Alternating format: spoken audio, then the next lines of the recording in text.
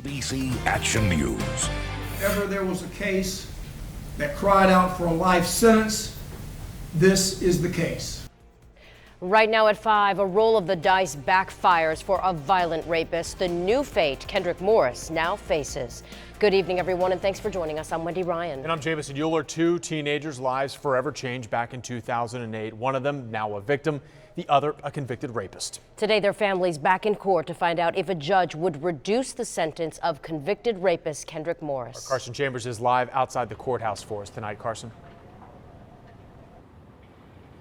Oh, and it was so tense in that courtroom on both sides of the courtroom. Actually, we were wondering if the judge was going to shave off time from Kendrick Morris's 65-year sentence. These crimes were particularly atrocious and cruel. She was sentenced behind the Bloomingdale Library April 24, 2008 to a lifetime of suffering.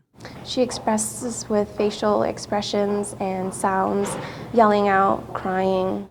A bright, college-bound 18-year-old, now blinded, paralyzed, Queena can't speak, even swallow on her own, after then 16-year-old Kendrick Morris smashed in her skull and raped her.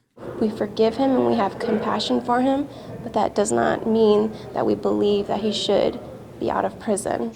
Morris handed down 65 years in prison back in 2011. Today, his attorneys rolled the dice for less. I had no idea what to expect.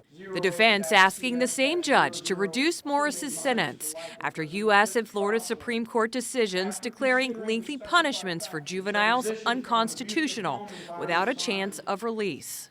These crimes were not youthful indiscretions. Today, two youngsters and their families, sitting on opposite sides of the courtroom, would find out if the law would work in their favor. If ever there was a case that cried out for a life sentence, this is the case. The law prevented Judge Chet Tharp from giving Morris life back in 2011. 9 years later, changes mean he could not only reduce the sentence, he could lengthen it. It's not a joyous moment in any sense.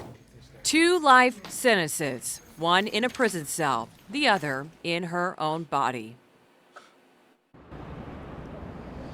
And the judge did say that Morris will get a hearing granted to him in 20 years from now. He will be 45 years old.